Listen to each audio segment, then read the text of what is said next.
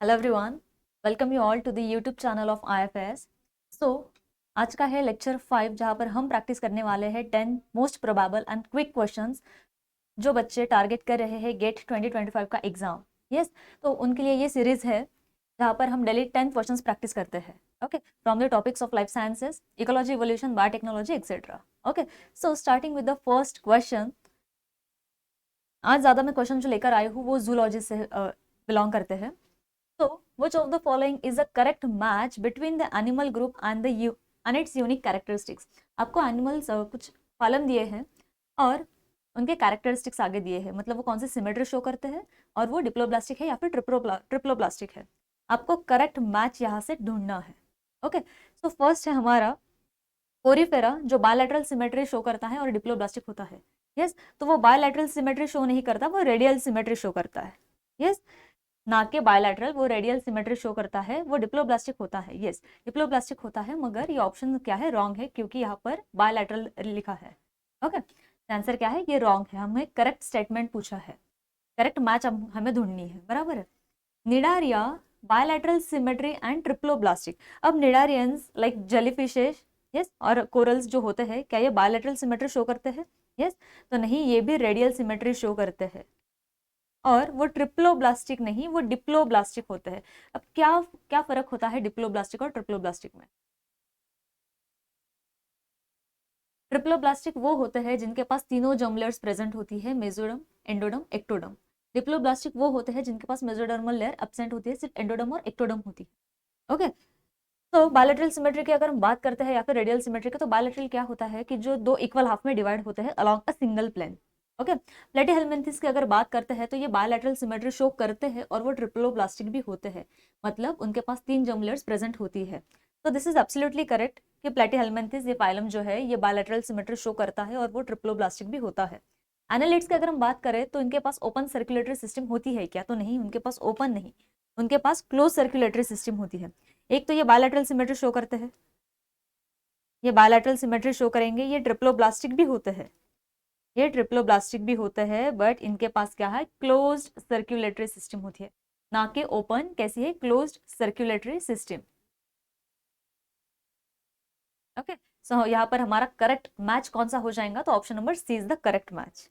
Then which of the following is the correct statement about the process of spermatogenesis? Yes, spermatogenesis, that is sperm, the production of sperm is known as spermatogenesis. अब यहाँ पे आपको correct statement पूछा है, चार options दिए हैं। Spermatogonia undergo meiosis to form spermatids, spermatids undergo mitosis to form spermatozoa, spermatogonia directly differentiate into spermatozoa, या फिर spermatids undergo spermiogenesis to form spermatozoa. अब करेक्ट स्टेटमेंट आपका जो है वो है ऑप्शन नंबर डी। क्यों? क्योंकि स्पर्मेटिड जो फाइनल है ना, सबसे फाइनल में स्पर्मेटिड्स बनते हैं, लेकिन उनको मैच्योर करने के लिए एक प्रोसेस होता है, दैट इज स्पर्मियोजेनेसिस का, जहां पर स्पर्मेटिड्स क्या है, खुद में कुछ मॉर्फोलॉजिकल चेंजेस करते हैं एंड फाइनली जो फंक्शनल स्पर्म्स फॉर्म होते हैं हम उन्हें स्पर्मेटोजोआ कह देते हैं, बराबर है। सो व्हाट हैपेंस हियर कि स्पर्मियोजेनेसिस में क्या होता है, ये जो स्पर्मेटिड जो सबसे एंड में बनते हैं, yes, at the result of meiosis 2, वहां पे जो चार स्पर्मेटिड्स बन जाते हैं वो फंक्शनल नहीं होते। क्यों? क्योंकि उनके पास एक्रोजोम नहीं होता, एक फुल्ली डेवलप्ड एक्रोजोम नहीं होता, उनके पास फ्लैजेला नहीं होता। ओके, तो हम उन्हें स्पर्मेटोजोआ नहीं कहते, लेकिन वो जो प्रोसेस होता है स्पर्मेटिड से स्पर्मेटोजोआ बनने का, नॉन फंक्शनल से फंक्शनल बनने का, हम उसे स्पर्मियोजेनेसिस कहते हैं। क्या कहते हैं? स्पर्मियोजेनेसिस। ये क्या करेगा? Yes, it will undergo changes like formation of acrosome, formation of acrosome, flagellum, and elimination of excess cytoplasm, excess cytoplasm। अगर हम बाकी ऑप्शंस की बात करते हैं कि spermatogonia undergo meiosis to form spermatids, हाँ बिल्कुल, स्पर्मेटोगोनिया ये मियोसिस तो करेंगे, यस, लेकिन वो डायरेक्ट स्पर्मेटिड का फॉर्मेशन नहीं करेंगे। पहले वो प्राइमरी स्पर्मेटो, यस, प्राइमरी स्पर्मेटोसाइट का पहले फॉर्मेशन करेंगे, फिर सेकेंडरी स्पर्मेटोसाइट बनेगा, उसके बाद spermatid and at the end spermatozoa. Okay, तो यहाँ पे हम ऐसे like we have to choose a single answer here. Okay, तो सिंगल आंसर में spermatogonia undergo meiosis to form not directly spermatids, firstly they will undergo meiosis to form primary spermatocyte. या पहले तो वो क्या फॉर्म करेंगे, प्राइमरी स्पर्मेटोसाइट। यस, बाद में अगर सेकंड ऑप्शन की बात करें, spermatids undergo mitosis to form spermatozoa. Yes, there is no need of undergoing meiosis और माइटोसिस, बिकॉज माइटोसिस तो क्या है, इक्वेशनल डिवीजन होता है। स्पर्मेटिड्स तो ऑलरेडी हमारे पास क्या है, बने हुए हैं। मियोसिस हुआ है, पहले माइटोसिस हुआ है, स्पर्मेटोगोनियल सेल्स बहुत ज्यादा बनी, फिर मियोसिस हुआ, प्राइमरी स्पर्मेटोसाइट बनी, सेकेंडरी स्पर्मेटोसाइट बनी, स्पर्मेटिड्स बनी। अब वो आगे क्यों फर्दर डिवीजन करेंगे। स्पर्मेटिड से स्पर्मेटोजोआ बनने के लिए सिर्फ उनको क्या करना है, कुछ फिजियोलॉजिकल चेंजेस करने हैं, कुछ मॉर्फोलॉजिकल चेंजेस करने हैं via the process of spermiogenesis. Yes, they won't go meiosis और mitosis now. Spermatogonia directly differentiate into spermatozoa. अब स्पर्मेटोगोनिया सेल्स तो सबसे इनिशियल सेल्स होते हैं। ओके, सबसे इनिशियल सेल्स जो डायरेक्टली डिफरेंशिएट कैसे होंगे स्पर्मेटोजोआ में। यस, वो डायरेक्टली डिफरेंशिएट नहीं होंगे, उनको बहुत अलग अलग स्टेजेस से गुजरना होता है, जितने भी अभी मैंने बोले हैं, प्राइमरी स्पर्मेटोसाइट है, सेकेंडरी स्पर्मेटोसाइट है। Yes, they have to undergo series of stages, उसके बाद फाइनल स्टेज बनेगी स्पर्मेटोजोआ की। तो यहाँ पे जो डायरेक्टली लिखा है, डायरेक्टली डिफरेंशिएट तो नहीं होता है। ओके, नेक्स्ट है, which of the following hormones is involve in the regulation of Metamorphosis in amphibians. Metamorphosis का मतलब है जो बॉडी में चेंजेस होते हैं। यस, फिजियोलॉजिकल और मॉर्फोलॉजिकल चेंजेस होते हैं एम्फीबियंस में at different stages of its life. तो ये कौन सा हार्मोन करवाता है, कौन सा हार्मोन रिस्पॉन्सिबल होता है इस मेटामॉर्फोसिस के लिए। यस, तो मेटामॉर्फोसिस के लिए जो हार्मोन रिस्पॉन्सिबल है तो वो होता थायरॉक्सिन। वो कौन है, थायरॉक्सिन, जो थायराइड ग्लैंड प्रोड्यूस करता है। बराबर है, थायराइड ग्लैंड जो प्रोड्यूस करता है थायरॉक्सिन हार्मोन, यही रिस्पॉन्सिबल होता है एम्फीबियंस में टू अंडरगो मेटामॉर्फोसिस। ओके, जहाँ पे क्या होगा, यस, मेटामॉर्फोसिस का मतलब क्या है, it will include a series of physiological changes in their body, physiological changes कौन से होंगे, लाइक रिजॉर्प्शन होगा टेल का, रिजॉर्प्शन होगा, रिजॉर्प्शन ऑफ टेल, डेवलपमेंट होगा लिम्स का, development of limbs, and transformation होता है किसका, transformation of respiratory and digestive systems. Yes, respiratory और डाइजेस्टिव सिस्टम्स में क्या होगा, ट्रांसफॉर्मेशन हम देखेंगे यहाँ पर।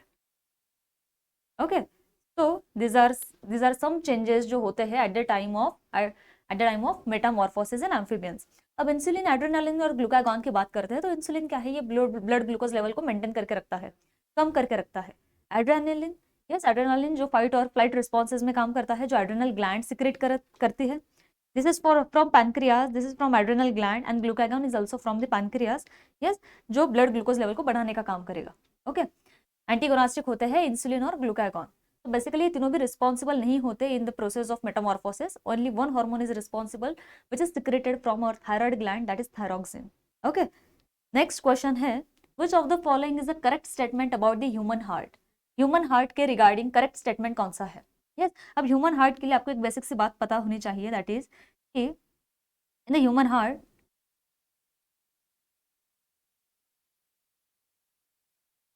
yes, these are the four chambers. Can you see here, these are the four chambers. I'll draw it here.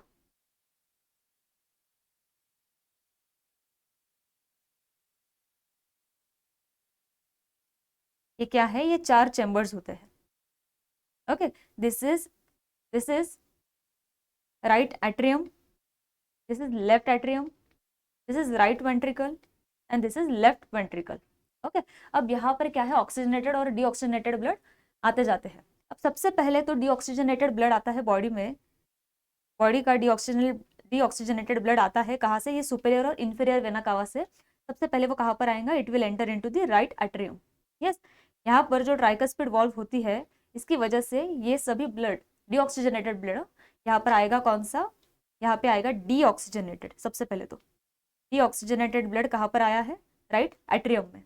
अब ये राइट एट्रियम में जो डीऑक्सीजनेटेड ब्लड आया है, ये जाता है कहाँ पर, राइट वेंट्रिकल के पास। यहाँ से ये ब्लड पंप होता है along the pulmonary trunk, this is the pulmonary trunk, जो जाकर ओपन होने वाली है कहाँ पर, into the lungs. Okay, let me draw a lung here. This is the lung. Yes, just try to understand the things. Okay, lungs के पास वो जाती है for what purpose? For the purpose of oxygenation. जहाँ पे उनका oxygenation होता हो, purification होता हो। अब वहां से प्यूरिफाइड हुई लंग्स क्या प्यूरिफाइड हुआ ब्लड क्या करेगा, लंग्स से यहाँ पर पल्मोनरी वेंस निकलती है और ये पल्मोनरी वेंस ओपन होगी कहाँ पर, into the left atrium. This are the pulmonary veins. तो ये क्या था, yes this is the pulmonary trunk, या फिर हम इसे पल्मोनरी आर्टरी कह देते हैं। ओके तो अब क्या हुआ, पल्मोनरी वेंस ऑक्सीजनेटेड ब्लड लेकर आई और ओपन हुई कहाँ पर, इनटू द लेफ्ट एट्रियम, जहां से वो ब्लड फिर से पंप हुआ बाइकस्पिड वॉल्व से और वो गया लेफ्ट वेंट्रिकल के पास। अब left ventricle is the one की जो पंप करेगा ब्लड और it will provide it to the complete body. Yes यहाँ पर वो ओपन होगा। Yes these are the three branches, this is the aorta। Yes ये जो मैंने ऊपर ड्रॉ किया है ये क्या है, ये एओर्टा है, systemic aorta. Yes systemic aorta जो कैरी करेगा oxygenated blood to whole body. Okay अब हमारे पास स्टेटमेंट्स क्या है पढ़ते हैं। सबसे पहला स्टेटमेंट है the right atrium receives oxygenated blood, the right atrium receives oxygenated blood from the lungs. तो नहीं, ऑक्सीजनेटेड ब्लड लंग से आता तो है लेकिन वो ओपन राइट एट्रियम में नहीं, वो लेफ्ट एट्रियम में हो रहा था यहाँ पर। यस तो यहाँ पे लेफ्ट एट्रियम अगर होता था तो ये स्टेटमेंट क्या है, करेक्ट होता था। हमें करेक्ट स्टेटमेंट पूछा है। The left ventricle pumps deoxygenated blood to the lungs. नहीं, लेफ्ट नहीं, वो तो राइट वेंट्रिकल होता है कि जो पंप करता है डीऑक्सीजनेटेड ब्लड लंग्स के पास। Okay the aorta carries deoxygenated blood to the body. तो डीऑक्सीजनेटेड नहीं, वो तो ऑक्सीजनेटेड ब्लड कैरी करेगा ना, मैंने यहाँ पर लिखा है देखो, सिस्टमिक एओर्टा ये क्या करेगा, ऑक्सीजनेटेड ब्लड कैरी करेगा पूरे बॉडी को। Pulmonary vein carries pulmonary veins carries oxygenated blood to the heart. Yes ये है हमारी पल्मोनरी वेन। यस तो पल्मोनरी वेन क्या कर रही है, लंग्स से, यहाँ से लंग्स से ये पल्मोनरी वेन्स आती है ऑक्सीजनेटेड ब्लड लेकर, मतलब जो लंग्स ने ऑक्सीजनेशन अभी अभी करवाया है वो लेकर वो आएंगी और ओपन होंगी किसमें, हार्ट में। हार्ट के कौन से चैम्बर में, तो लेफ्ट एट्रियम में। ओके सो डी स्टेटमेंट क्या है हमारा, बराबर है यहाँ पर। नेक्स्ट है which of the following is a correct statement about nervous system. Yes nervous system के लिए कौन सा स्टेटमेंट करेक्ट है, तो देखते हैं। The system sympathetic nervous system is responsible for the rest and digest response. तो नहीं, ये स्टेटमेंट गलत है। क्यों गलत है, बिकॉज सिंपैथेटिक नहीं, पैरासिम्पैथेटिक जो नॉर्मल कंडीशंस में एक्टिव होता है वो पैरासिम्पैथेटिक होता है, जो स्ट्रेस रिस्पॉन्स में होता है या फिर फ्लाइट रिस्पॉन्स में जो एक्टिव होगा वो सिंपैथेटिक होता है। ओके तो अब यहाँ पे रेस्ट एंड डाइजेस्ट है ना, this is normal condition. Yes resting position है, रेस्टिंग कंडीशन है, तो यहाँ पे सिंपैथेटिक क्यों काम करेगा, यहाँ पे पैरासिम्पैथेटिक काम करेगा, parasympathetic. The parasympathetic nervous system is responsible for the flight and flight response। तो बिल्कुल नहीं। यस अब ये तो इमरजेंसी वाली केसेस है, यहाँ पे पैरासिम्पैथेटिक नहीं, यहाँ पे सिंपैथेटिक काम करेगा, सिंपैथेटिक काम करता है यहाँ पर। This cerebellum is involved in sensory perception and motor control। yes cerebellum which is the important part of our brain, ये responsible होता है सेंसरी परसेप्शन के लिए और मोटर कंट्रोल के लिए, बहुत मोटर एक्टिविटीज ये क्या है परफॉर्म करते हैं। यस इनका काम क्या क्या होता है, एक तो बैलेंस का काम भी होता है, इनका बैलेंस का काम है, उसके बाद कोऑर्डिनेशन का काम होता है, बैलेंस एंड कोऑर्डिनेशन, जो फाइन ट्यूनिंग करवाते हैं मोटर एक्टिविटीज की, मोटर मूवमेंट्स की, जो रिस्पॉन्सिबल होते हैं और किसके लिए, सेंसरी परसेप्शन के लिए भी और कुछ कॉग्निटिव फंक्शंस के लिए भी, जैसे कि लर्निंग है, मेमोरी है। यस लर्निंग है, मेमोरी है, इनमें भी इनकी इन्वॉल्वमेंट होती है। ओके मेरे पीछे छुप गया, if you can C.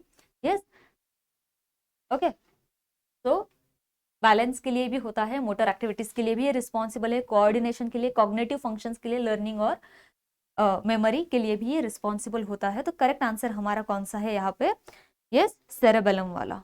Option D की बात करते हैं, तो medulla oblongata controls voluntary movements. अब मेडुला ऑब्लोंगेटा वो पार्ट है कि जो वॉलेंटरी नहीं, मोस्टली इनवॉलेंटरी मूवमेंट्स को कंट्रोल करता है। Involuntary movements like and very crucial movements like breathing है। यस तो ब्रीदिंग है या फिर हार्ट रेट है, तो ये क्या है, ये इनवॉलेंटरी मूवमेंट्स है। Yes involuntary movements like breathing, heart rate, blood pressure, yes etcetera. इनको रेगुलेट करने का, इनको कंट्रोल करने का काम किसका है, तो वो मेडुला ऑब्लोंगेटा का है। और ये सभी एक्टिविटीज ये कैसी है, तो ये इनवॉलेंटरी होती है। इनवॉलेंटरी का मतलब जो हमारे कंट्रोल में नहीं होती। यस, वॉलेंटरी का मतलब है मैं हाथ उठा रही हूँ, यस दिस इज वॉलेंटरी। जो मेरे इच्छे से हो रहा है वो वॉलेंटरी होता है। Which is not according to my will, that is involuntary. Okay, next है हमारे पास, which of the following is a correct statement about the innate immune system, not innate, only the about the immune system. Okay, तो immune system का question है, option है आपके पास, T cells are involve in humoral immunity. अब humoral immunity, T cells जो होते हैं ये तो यस, ये एंटीबॉडीज नहीं बनाते। अब ये एंटीबॉडीज नहीं बनाते, ये सेल, टी सेल ये जो थाइमस में मैच्योर होते हैं, ये खुद रिस्पॉन्सिबल होते हैं किसके लिए, for the purpose of direct killing या फिर performing any kind of function. Okay, performing any immune function. तो टी सेल्स वो होते हैं कि जिन्हें एंटीबॉडीज की तो जरूरत नहीं होती है, ये सेल मीडिएटेड होते हैं, ये सेल्स खुद रिस्पॉन्सिबल होते हैं किलिंग के लिए या फिर कोई एक्शन परफॉर्म करने के लिए। अगर हम बी सेल्स की बात करते हैं तो बी सेल्स क्या करेंगे, प्लाज्मा सेल्स को प्रोड्यूस करते हैं, जो in turn it will produce what, antibodies. इसलिए हम इसे एंटीबॉडी मीडिएटेड या फिर हम इसे ह्यूमोरल मीडिएटेड भी कहते हैं, बिकॉज ये ब्लड में फ्लो होता है, फ्लूइड्स में ये फ्लो होता है, दैट्स वाई ह्यूमोरल मीडिएटेड हम इसे कहते हैं। यस, अब हमारे पास पहला ऑप्शन था कि T cell are involve in humoral immunity, तो नहीं, तो ये ह्यूमोरल इम्यूनिटी के लिए बी सेल्स इन्वॉल्व होते हैं। यस, दैट्स वाई ये इनकरेक्ट है, आपको करेक्ट स्टेटमेंट पूछा है। B cells are involve in T cell, नहीं, तो यहाँ पे टी सेल्स होते हैं जो इन्वॉल्व होते हैं सेल मीडिएटेड में। Antibodies are produced by T cells, तो यही antibodies are produced by B cells या फिर you can say plasma cells. Yes, actually B cells बनाते हैं किसको, प्लाज्मा सेल्स को। यस, बी सेल्स ही होते हैं जो बनाएंगे प्लाज्मा सेल्स को, and plasma cells are the one कि जो प्रोड्यूस करेंगे क्या, एंटीबॉडीज को। Macrophages are not a type of lymphocyte, हाँ बराबर है, मैक्रोफेजेस क्या है, they are the type of phagocytes. Yes, phagocytes होते हैं ये, जो पार्ट होते हैं इनेट इम्यून सिस्टम के, इनेट इम्यून सिस्टम के। यस, ये लिम्फोसाइट्स नहीं होते। यस, तो ये स्टेटमेंट तो क्या है, ये हमारा करेक्ट स्टेटमेंट है कि वो लिम्फोसाइट नहीं होते, वो फैगोसाइट्स होते हैं जो फैगोसाइटोसिस का काम करेंगे, जो क्या करेंगे, सेलुलर डेब्रिस को या फिर किसी पैथोजन को वो इनगल्फ करते हैं, डाइजेस्ट कर लेते हैं। Okay, that is known as phagocytosis. Okay, this is the part of innate immune system. Then which of the following is a correct statement about the light dependent process of photosynthesis? light dependent process के बारे में पूछ रहे हो। light dependent reactions occur in the stroma of chloroplast, तो बिल्कुल नहीं, stroma में होता है क्या, वो स्ट्रोमा में नहीं होता है, वो थाइलाकॉइड मेम्ब्रेन में होता है। यस, थाइलाकॉइड मेम्ब्रेन में होता है। तो स्ट्रोमा में क्या होगा, यस, स्ट्रोमा में होगा light independent dark reaction. Okay, dark reactions occur in the thylakoid membrane, नहीं, यस, डार्क रिएक्शन नहीं, लाइट रिएक्शन होती है थाइलाकॉइड मेम्ब्रेन में। तो ये स्टेटमेंट तो हमारे रॉन्ग हो गए, हमें करेक्ट स्टेटमेंट पूछा है। Oxygen is released as the by product of light dependent reaction. Okay, carbon dioxide is fixed during the light independent reaction. Yes, carbon dioxide is fixed during the light independent reaction. ये statement देखो, दोनों statement correct है, C statement भी correct है, D statement भी correct है। अब हमें तो एमसीक्यू पूछा है, हमें एक ही आंसर को टिक करना है यहाँ पर। यस, तो ये स्टेटमेंट को तो हम पहले पढ़ लिए, तो ये हम इसे टिक करेंगे, oxygen is released as a by product of light dependent reactions, which is absolutely correct. Okay, but what about option number D, carbon dioxide जो फिक्स होता है during the light independent reaction, से बात बराबर है, लेकिन आपको क्वेश्चन पूछा है कि विच of the following correct statement about light dependent process of photosynthesis, light dependent पूछा है आपको। यस, ये तो बात कर रहे हैं किसकी, लाइट इंडिपेंडेंट की, दो ये स्टेटमेंट बराबर है, बट हमको लाइट इंडिपेंडेंट की नहीं, हमें लाइट डिपेंडेंट प्रोसेस चाहिए। Okay, that's why the correct option will be C. Then which of the following is a correct statement about the process of cellular respiration? Cellular respiration के लिए correct statement कौन सा है? Okay, so glycolysis occurs in the mitochondria. क्या glycolysis mitochondria में होती है? नहीं, ग्लाइकोलिसिस ये एक एनारोबिक प्रोसेस होता है जो होगा कहाँ पर, सिर्फ और सिर्फ साइटोप्लाज्म में, ना कि माइटोकॉन्ड्रिया में। Yes, it will carry out in the cytoplasm. Okay, again we have been asked the correct statement. Okay, first highlight the word कि आपको करेक्ट पूछा है, इनकरेक्ट पूछा है, ट्रू पूछा है, फॉल्स पूछा है, यस, नॉट पूछा है, क्या पूछा है आपको, ये पहले हमेशा हाईलाइट कर देना। यस, तो ग्लाइकोलिसिस होती है माइटोकॉन्ड्रिया में, नहीं, ये बात तो गलत है, ये स्टेटमेंट क्या है हमारा, गलत है। Krebs cycle produces ATP directly. क्या क्रेब्स साइकिल एटीपी को डायरेक्टली प्रोड्यूस करता है? अब क्रेब्स साइकिल में क्या है, एटीपी बनता है, पहले तो जीटीपी बनता है, जिसका कन्वर्जन हम एटीपी में बाद में करवा देते हैं।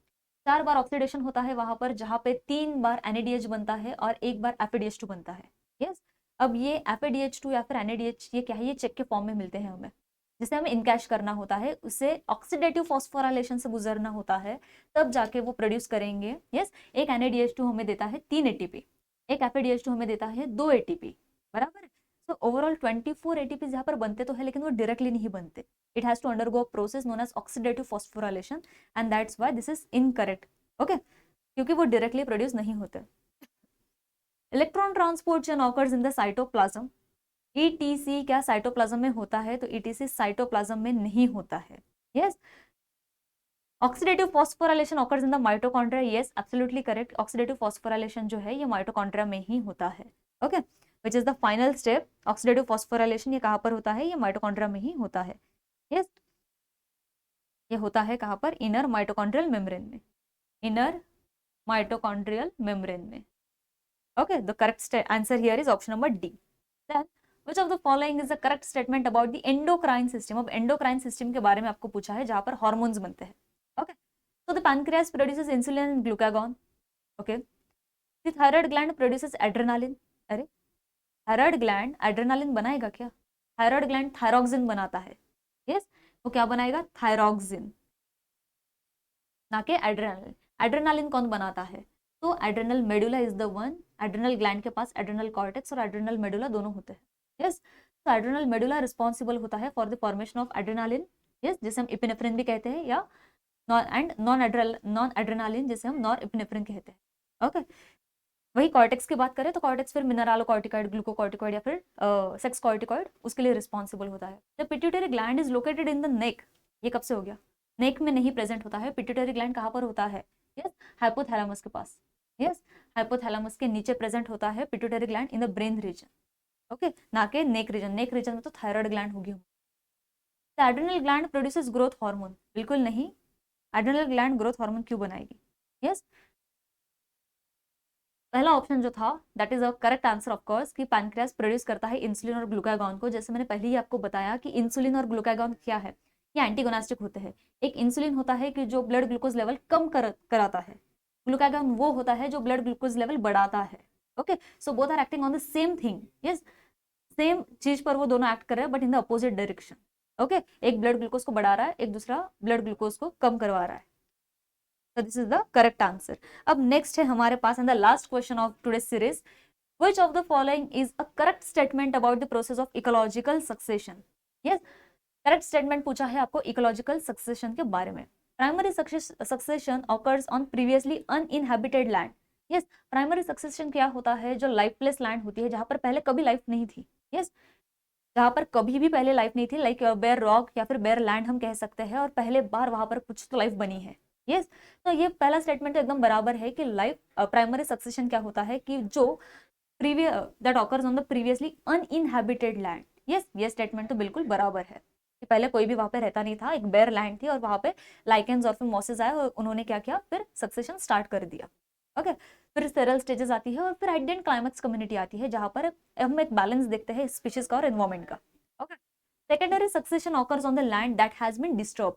यस, ऑफ कोर्स, पहले कुछ तो एक जमीन थी जहां पर लोग रहते थे, जहां पे कुछ तो स्पीशीज हुआ करती थी। अब कुछ ऐसा एक्सीडेंट, एक बड़ा सा कुछ कैलेमिटी वहां पर आ गई और सब तहस नहस करवा के चली गई। अब बहुत समय तक वहां पे कुछ था नहीं, लेकिन जो रेमनेंट्स थे, कुछ ऑर्गेनिक मैटर वहां पे था कि जो ऑलरेडी सॉइल में प्रेजेंट है, क्योंकि पहले है ना कभी तो लाइफ वहां पर रहा करती थी।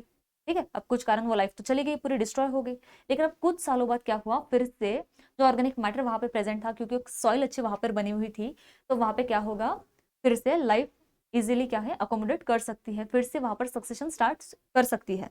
ओके, सो है ना, डिस्टर्ब क्यों होती है वो तो कुछ है ना, लाइक फायर की वजह से, या फिर लॉगिंग की वजह से, या फिर है ना फार्मिंग की वजह से बहुत बार कभी नुकसान हो जाता है, आग लग जाती है। Okay, so this can be the factors जिसकी वजह से वो पूरा लैंड डिस्टर्ब हो गया एंड फिर से वहां पे क्या है, सक्सेशन शुरू हो गया। तो ये बात भी बराबर है। Climax community is a stable mature community. Yes, as I said earlier कि क्लाइमैक्स कम्युनिटी होती है जो सब सेरल स्टेजेस के बाद सबसे फाइनल में जो आती है, जहाँ पे हम बैलेंस देखते हैं स्पीशीज का एनवायरमेंट के साथ, एक stable balance. Yes, a mature community which is वो फाइनल क्या होगी, वो बन चुकी है। ओके, तो हम कहेंगे कि क्या ये भी क्या बराबर है। सो तीनों ऑप्शंस हमारे बराबर है और लास्ट ऑप्शन हमें दिया है all of the above, so we will go with all of the above which is the correct answer. Okay, चारों स्टेटमेंट क्या है, बराबर है। Okay, so we are done with today's 10 questions. So to all the aspirants जो target कर रहे हैं gate 2025 का एग्जाम, तो IFS आपके लिए एक बहुत ही एक्सक्लूसिव रिकॉर्डेड कोर्स लाया है, उस वो भी 50% ऑफ के साथ, that too in the subjects of life sciences, biotechnology, ecology and evolution. What you have to do, you just have to visit our website, or you can also download our application from the Play Store, which is a free application where you can register yourself. You can use the coupon code IFAS50 to avail the offer of 50%. Yes, but ये chance बिल्कुल मत गवाओ, क्योंकि recorded course है, recorded course से बहुत फायदेमंद होता है. ओके, यू कैन, है ना, 2x स्पीड में आप इसको फट फट फट देख सकते हो. एक क्विक रिवीजन के लिए ये मस्ट होता है. ओके, हमारी वेबसाइट है www.ifsonline.com, where you can visit, where you can see all the results, all the cut offs, where you can get to see the exam patterns, exam syllabus and so many things. Okay, again one thing to all the set aspirants, that to all those are targeting the set 2025 exam, तो आपको भी क्या है, सभी एक ही जगह पर मिलने वाला है. Again you have to download our application, जहां पर आपको प्रीवियस ईयर क्वेश्चन पेपर्स देखने मिलेंगे, टॉपिक वाइज पेपर एनालिसिस आपको मिलेगा, ईयर वाइज कट ऑफ, जो वेरी, है ना, मतलब वो बहुत बहुत ज़्यादा इंपॉर्टेंट होता है कि कट ऑफ अगर हमें पता रहे तो हम टारगेट कर सकते हैं उसके हिसाब से. ओके, एग्जाम पैटर्न्स आपको देखने मिलेगा, एग्जाम का सिलेबस आपको देखने मिलेगा, और सभी टेंटेटिव डेट्स एक अपडेटेड डेट्स के साथ हम हमेशा यहाँ पर आपके लिए अवेलेबल रहते हैं. ओके, अगेन हमारी जो वेबसाइट है, that is www.ifasonline.com. You can visit that, where you can get to see so many things at one place. Okay, so don't miss the chance. All the very best. Yes, so have a happy learning and thank you.